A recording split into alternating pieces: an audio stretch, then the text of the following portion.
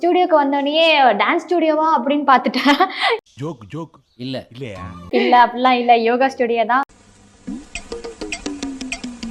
இங்கே யாரு வந்தாலும் என்ட்ரிலேயே சொல்லிடுவாங்க, ரொம்ப அமைதியா ரொம்ப மனசுக்கு காம்னஸ் கொடுக்குற மாதிரி இருக்குன்னு சொல்லுவாங்க. யாரு வந்தாலும் இட்ஸ் வெரி ட்ரூ.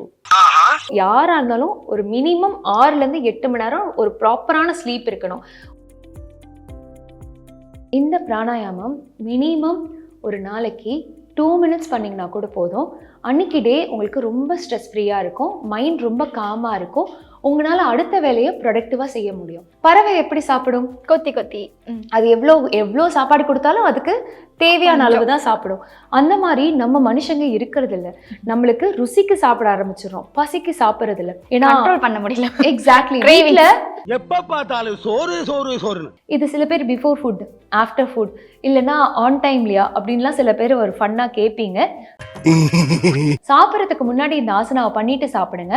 அப்பதான் உங்க மைண்ட்ல தெரியும் நீங்க ஆசனா பண்ணிருக்கீங்க, சாப்பாடு கம்மியா சாப்பிடணும்னு உங்களுக்கு தோணும். எல்லாரோட உடம்பும் ஒரே மாதிரி இருக்காதுங்க. சில சமயம் எனக்கே வராத ஆசனாங்கள் சில சமயம் அணுக்கு கூட வரலாம். என்ன ஒரு ஆனந்தம் அந்த கரடி முஞ்சனுக்கு. ஓகே மேம், அப்ப நான் டெய்லி இந்த பயிற்சியை செஞ்சேன்னா நான் கண்டிப்பா இதை செஞ்சு உங்ககிட்ட காட்டிடுறேன் மேம். ஷூர். 50 and 100 போறேன் மேம். ஸோ அடுத்த கின்னஸ் வேர்ல்ட் ரெக்கார்ட் நம்ம அணு வச்சு பண்ணலாம். நீங்க ரன்னிங் போறீங்க, ஓடி போறீங்க, ஃபர்ஸ்ட் நீங்க என்ன வாங்குவீங்க? மூச்சு வாங்க. அணு நீங்க மூச்சு எங்க இருந்து விடுவீங்க? உள்ள இருந்து மூக்கு வழியா. மூக்கு வழியா தான் சொல்றாங்க. சொல்லு, நீ தான் தைரியமான ஆளத்தை சொல்லு. மூச்சு எங்க இருந்து வருது? உள்ள வயித்துக்குள்ள இருந்து. வயித்துக்குள்ள இருந்து. நான் சொன்னதுனால தாங்க அணு வயிற்றுல இருந்துன்னு சொல்றாங்க.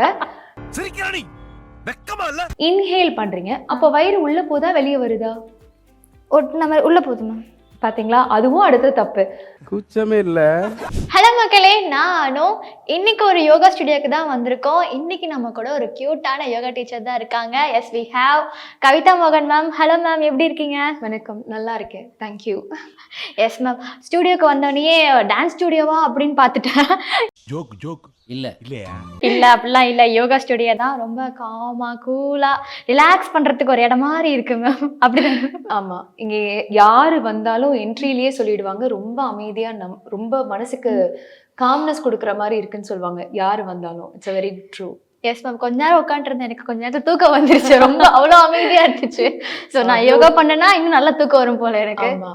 எஸ் மேம், இன்னைக்கு நம்ம ஸ்நேகிதி வியூவர்ஸ்க்காக என்ன பண்ண போறோம் அப்படின்னா, ஸோ இது வரைக்குமே யோகா பண்ணாதவங்க நம்ம வீடியோவை உங்க வீடியோவை பார்த்து நீங்க என்னென்ன பண்றீங்க அப்படின்னு பார்த்து அவங்க சின்ன சின்னதான யோகா பண்ணாங்க அப்படின்னா அது ரொம்ப பெஸ்ட்டாகவே இருக்கும் மேம். ஸோ இன்னைக்கு என்ன டாபிக் அப்படின்னா மேம், நம்ம ரொம்ப ஸ்ட்ரெஸ்ஸாக ஃபீல் பண்ணுவோம் மேம். யோகா பண்ணோம் அப்படின்னா ஸ்ட்ரெஸ் ஃப்ரீயாக இருக்குன்னு சொல்லுவாங்க, ரிலாக்ஸாக இருக்கலாம்னு சொல்லுவாங்க, ஜாலியாக இருக்கலாம்னு சொல்லுவாங்க. அப்படி டேவே ரொம்ப ஃப்ரெஷ்ஷாக ஸ்டார்ட் பண்ணுறதுக்கு ஒன் டேயில் வந்து இந்த யோகா பண்ணுங்க அப்படின்னா என்ன சொல்வீங்க மேம்? ஒரு டேல நல்லா ஃப்ரெஷ்ஷாக ஸ்டார்ட் பண்ணுறதுக்கு, அந்த டே வந்து ரொம்ப ஹாப்பியாக ஒரு ஸ்ட்ரெஸ் இல்லாமல் போகணும்னா யாராக இருந்தாலும் நிச்சயமாக நல்ல தூக்கம் இருக்கணும். தே ஷுட் ஹாவ் யாராக இருந்தாலும் ஒரு மினிமம் 6 to 8 மணி நேரம் ஒரு ப்ராப்பரான ஸ்லீப் இருக்கணும். எந்த ஒரு வேலை எடுத்தாலும், யோகான்னு இல்லை, எந்த வேலை எடுத்தாலும் தூக்கம் ரொம்ப கரெக்டு, அது ரொம்ப தேவை. அதுக்கப்புறம் தான் உங்களோட ஃப்ளெக்சிபிலிட்டி லெவல்லாம். ஸோ பட் நான் வந்து சரியான தூக்கம் கிடையாது, நான் ஐடியில் இருக்கேன், இந்த வேலையில் இருக்கேன், அந்த வேலையில் இருக்கேன், நிறைய எக்ஸ்கியூஸ் சொல்கிறவங்களுக்கு ஈஸியான ஒரு சின்ன ஆசனா இருக்குது, அதை நம்ம செய்யலாம் இன்னைக்கு. அந்த ஆசனா மூலயமா அவங்களுக்கு ஸ்ட்ரெஸ்ஸும் ரிலீஸ் ஆகும், ப்ளஸ் அவங்களுக்கு அந்த டே வந்து 100%ன்னு சொல்ல முடியாது, ஓரளவுக்கு அவங்களுக்கு ஈஸியாக இருக்கும். ஸ்டார்ட் வித் பேசிக் பிராணாயாமா. ஒரு இன்னைக்கு எந்திரிக்கிறீங்க அப்படின்னா, பெட்லேருந்து எந்திரிக்கிறீங்க, உங்களுக்கு நிறைய கமிட்மெண்ட்ஸ் இருக்குது, உங்களால் நிறைய விஷயங்கள் பண்ண முடியாதுன்னு நினச்சிங்கன்னா பெட்லேருந்து எந்திரிச்சோடனே ஒரு 5 minutes உட்கார்ந்தது இடத்துலையே பெட்லேயே உட்காந்து ஸ்லோவாக நாடி சுத்தி பிராணாயாமான்னு சொல்லுவாங்க. இந்த லிட்டில் ஃபிங்கர், ரிங் ஃபிங்கர், தம், அதாவது சுண்டு விரல், மோதிர விரல், கட்டை விரல், இந்த 3 விரலையும் எடுத்து தான் நம்ம வந்து இந்த பிராணாயாமம் ஆரம்பிக்க போகிறோம். அடுத்த கையில் பார்த்தீங்கன்னா சின் முத்ரா, இல்லைன்னா ஞான முத்ரா, இல்லை ஆல்ஃபா முத்ரான்னு சொல்லுவாங்க. இந்த முத்ரா வச்சுட்டு பேசிக்காக ஃபஸ்ட்டு சேனல் பண்ணுங்க. அதாவது நீங்கள் எப்படி ஒரு எஃப்எம் டியூன் பண்ணுறப்போ 93.5 அப்படின்றப்போ 93.2 வச்சா எஃப்எம் கரெக்டாக கேட்குமா? கேட்கும், வேல்யூ கொஞ்சம் ஆட் பண்ணணும். ஸோ அதனால இதெல்லாம் சேனலிங் எனர்ஜிஸ். இந்த எனர்ஜி சேனல் பண்ணுறது தான் பேசிக்காக இன்னைக்கு உண்டான ஸ்ட்ரெஸ்ஸான ஒரு லைஃப்பில் ஒரு எளிமையான அதாவது 2 minute நூடுல்ஸ் மாதிரி ஈஸியான யோகான்னு பார்த்தா பிராணாயாமா தான். ஸோ பேசிக்காக பிராணாயாமான்னு பார்த்தீங்கன்னா நிறைய வெரைட்டிஸ் இருக்குது. ஆனால் இது இடா பிங்களா, அதாவது லெஃப்ட் அண்ட் ரைட் பேலன்ஸ் பண்ணக்கூடிய ஒரு பிராணாயாமன்னு பார்த்தீங்கன்னா நாடி சுத்தி பிராணாயாமா, இல்லைன்னா நாடி சூதன பிராணாயாமான்னு சொல்லலாம். ஸோ ஸ்ட்ரெஸ்ஸுக்கு உண்டான ஆசனால இன்னைக்கு முதல்ல பார்க்க போகிறது பிராணாயாமா. இது நீங்களும் சேர்ந்து பண்ணுங்க, ஓகேவா? லெஃப்ட், அதாவது உங்க ரைட் ஃபிங்கர்ல little finger, ring finger, thumb, இந்த 3 விரல் மட்டும்தான் நீங்க ஆக்டிவேட் பண்ண போறீங்க. இது வந்து சின்முத்ரா. இது லெஃப்ட் சைட்ல நம்ம வச்சுக்கலாம். இப்போ ரைட் சைட்ல இந்த 3 ஃபிங்கர்ஸ் மட்டும்தான் நம்ம யூஸ் பண்ண போறோம். க்ளோஸ் யுவர் லெஃப்ட் நாஸ்ட்ரில், அதாவது இடது சுவாச காற்றை நம்ம பிளாக் பண்றோம். இதை க்ளோஸ் பண்ணிட்டு ரைட் சைட்ல மட்டும் நல்லா டேக் அ டீப் இன்ஹேல், நல்லா மூச்சை இழுத்து உள்ள விடுங்க. இப்போ 2 விரலையும் உங்க மூக்க சுவாசத்தை கண்ட்ரோல் பண்ணுங்க, அதாவது ஹோல்ட் பண்ணுங்க. ஒரு 10 செகண்ட்ஸ் ஹோல்ட் பண்ணுங்க.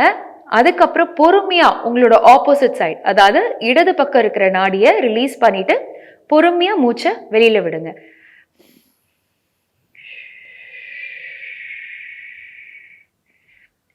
Again inhale, hold, exhale. Again, inhale, hold, exhale. இந்த பிராணாயாமம் மினிமம் ஒரு நாளைக்கு 2 minutes பண்ணிங்கன்னா கூட போதும். அன்னைக்கு டே உங்களுக்கு ரொம்ப ஸ்ட்ரெஸ் ஃப்ரீயாக இருக்கும், மைண்ட் ரொம்ப காமாக இருக்கும், உங்களால் அடுத்த வேலையை ப்ரொடக்டிவாக செய்ய முடியும். எஸ் மேம், ஸ்ட்ரெஸ் ஃப்ரீயாக இருக்கிறதுக்கு என்ன பண்ணலாம் அப்படின்னு நீங்கள் ஒரு யோகா சொல்லிட்டீங்க. அதே மாதிரி ஒரு டேலையே எந்திரிச்சோடனே ஹாப்பியாக இருக்கணும், டே ஃபுல்லாக ஹாப்பியாக இருக்கணும் அப்படின்னா காலைல எந்திரிச்சோடனே என்ன யோகா பண்ணணும் மேம்? சூப்பர். ஒரு டே ஃபுல்லாக ஹாப்பியாக இருக்கணும்னா நம்ம ஹாப்பியாக இருக்கிறதுக்கு என்ன பண்ணுறோம்? நல்லா சாப்பிட்றோம், அதுக்கப்புறம் நல்லா தூங்கி எழுந்திரிச்சாச்சு, நல்லா சாப்பிடணும். அடுத்து என்ன பண்ணுவாங்க? சாப்பிட தான் செய்வாங்க எந்திரிச்ச உடனே. ஸோ இப்போ ஸ்ட்ரெஸ் ஃப்ரீக்கு நம்ம பிராணாயாமம் பண்ணியாச்சு. அடுத்து சாப்பிட்றது சந்தோஷமாகவும் இருக்கணும், நல்லா சாப்பிடவும் செய்யணும். அது ஈஸியாக நம்மளோட வெயிட்டில் ஏறவும் கூடாது.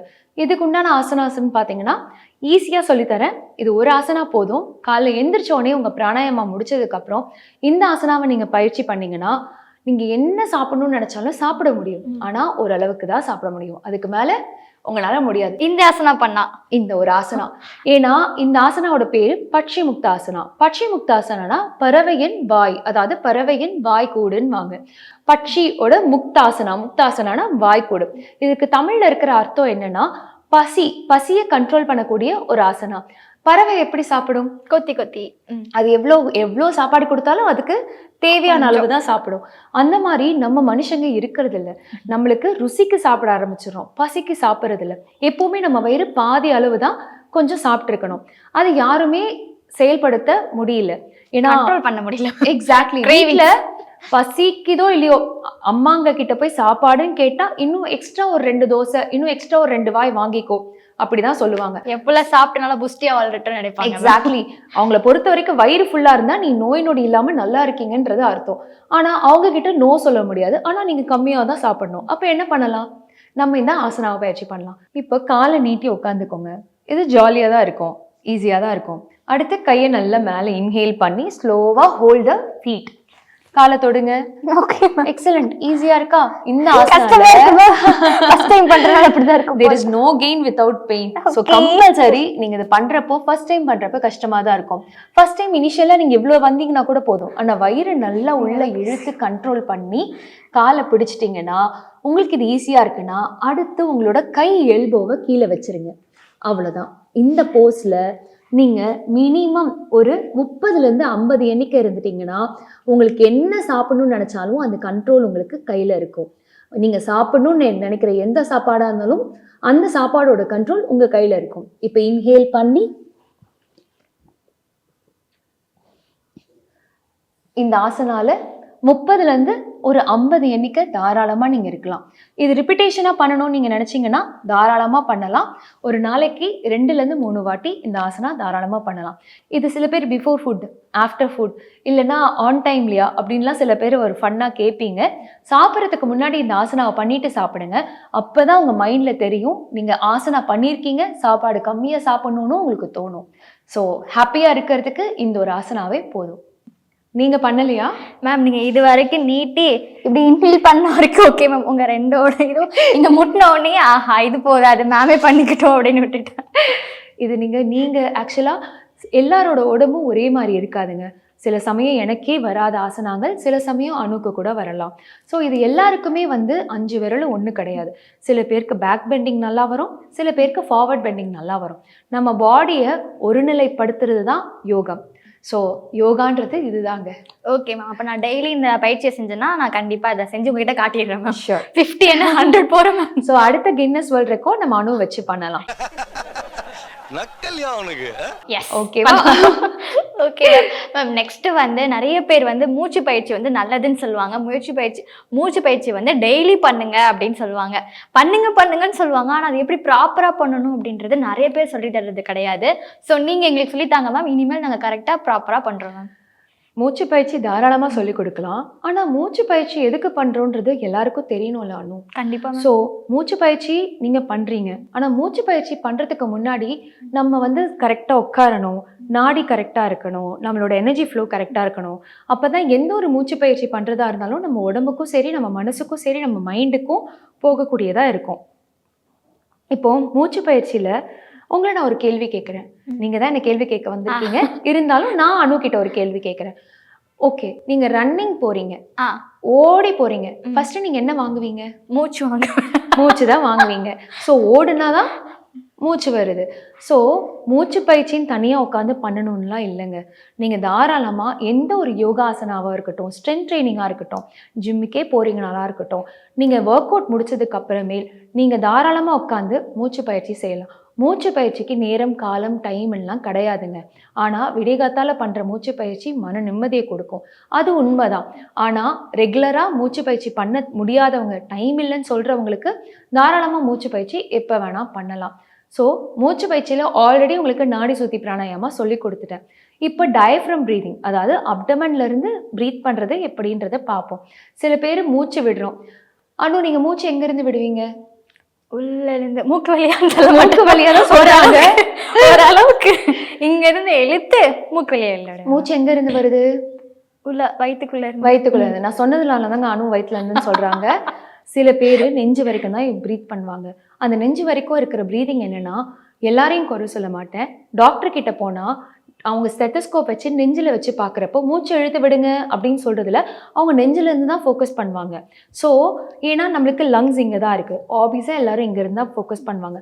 தயவு செஞ்சு இனிமேல் மூச்சு விடுறப்போ நெஞ்சிலேருந்து மூச்சு விடாதீங்க, உங்களோட வயிறுலேருந்து ஃபோக்கஸ் பண்ணுங்கள். இப்போ வயிறுலேருந்து ஃபோக்கஸ் பண்ணுறப்போ சின்ன கேள்வி அணுவை கேட்குறேன். அணு, நீங்கள் வந்து வயிற்றுலேருந்து இப்போ மூச்சு விடுறீங்க, இன்ஹேல் பண்ணுறீங்க, அப்போ வயிறு உள்ளே போதா வெளியே வருதா? நம்ம உள்ளே போதுமா? பார்த்தீங்களா, அதுவும் அடுத்த தப்பு. இன்ஹேல் பண்ணுறப்போ பலூன் என்ன ஆகும்? வெளியில் வரும். பலூன் ஊதுறீங்க, அப்போ வயிறு ஒரு பலூன் மாதிரி. அப்போது வயிறு நீங்கள் சிம்பிளாக பலூன் மாதிரி நினச்சிக்கோங்க. ஃபோக்கஸ் வந்து ஃபுல்லாக வயிற்றோட தொப்புளில் ஞாபகம் வச்சுக்கோங்க. இப்போ பேசிக்காக உட்காந்து இன்ஹேல் பண்ணுறப்போ வயிறு வெளியில் வரணும், எக்ஸேல் பண்ணுறப்போ வயிறு உள்ளே போகணும். இப்போ இன்ஹேல் பண்ணி பாருங்க அனு, கண்ணை மூடி தாராளமாக இன்ஹேல் அப்படின்னு பண்ணி பாருங்க, வயிறு வெளியே வரணும். எனக்கு எது உள்ளே போகிற மாதிரி. அப்போ நீங்கள் மூச்சு பயிற்சி பண்ணல, மூச்சு அடைக்கிற பயிற்சி பண்ணிட்டு இருக்கீங்க. இதுதாங்க சில பேர் பண்ணுற பேசிக்கான தப்பு. பிராணாயாமன்றது நிறைய பிராணாயாமம் இருக்குது. ஆனால் எல்லா பிராணாயாமத்துக்கும் தேவையான பேசிக் பயிற்சி மூச்சை உள்ளே இழுக்கிறப்போ வயிறு வெளியே வரணும், மூச்சை வெளியில் விடுறப்போ வயிறு உள்ளே போகணும். இந்த பேசிக் பயிற்சியே நிறைய பேருக்கு தெரியறதில்ல. நீங்கள் பிராணாயாமம் என்ன வேணால் ப்ராக்டிஸ் பண்ணிக்கோங்க, நான் சொல்லி கொடுத்த நாடி சுத்தி கூட ப்ராக்டிஸ் பண்ணுங்கள். ஆனால் மூச்சை உள்ளே இழுக்கிறப்போ வயிறு வெளியில் வரணும். இப்போ என்ன பாருங்கள், நான் கை உங்களுக்கு தெரியறதுக்காக என் கையை நான் வயிற்றுல வச்சுருக்கேன். மூச்சை உள்ளே இழுக்கிறேன், இப்போ மூச்சை வெளியில் விடுறேன், இப்போ மூச்சை உள்ளே இழுக்கிறேன், இப்போ நான் மூச்சை வெளியில் விடுறேன். சிம்பிள்ங்க. இந்த ப்ராக்டிஸ் பேசிக்காக இது பேர் டயஃப்ரம் ப்ரீதிங். டயஃப்ரம் ப்ரீதிங்னா வயிற்றில் ஃபோக்கஸ் பண்ணி நம்ம ப்ரீத் பண்ணுறது. இன்ஹேல் பண்ணுறப்போ வயிறு வெளியே வரணும், எக்ஸேல் பண்ணுறப்போ வயிறு உள்ளே போயிடணும். இந்த சிம்பிள் ப்ராக்டிஸ் ஆஃப் பிராணாயாமா பண்ணுங்க. நீங்க எந்த பிராணாயாமா இருந்தாலும் பாஸ்திரிகா, கபாலபதி, உஜ்ஜயி, சீத்தக்கலி நீங்க எந்த பிராணாயாமா வேணா எடுத்துக்கோங்க, ஈஸியா பண்ணுவீங்க. பட் பேசிக்கா இதை தெரிஞ்சுக்கோங்க. Super ma'am. பலூன்ல வர்ற மாதிரியே இதாயிடுச்சு மேம். எனக்கு மட்டும் ஏன் வரல? நான் தப்பா பண்றணும். தப்பா பண்ணல, தப்பா கத்துக்கிட்டீங்க, அதனால தப்பா நினைச்சிட்டு இருக்கீங்க. இது இனிமேல் திருத்திக்கோங்க. Okay okay ma'am. மக்களின் நாடி துடிப்பை உணர்ந்த செய்தி தொகுப்புகள், அரசியல் களத்தை உற்றுநோக்கும் கோணங்கள். உங்கள் குமுதம் நியூஸ் 24/7 லிங்க் டிஸ்கிரிப்ஷனில்.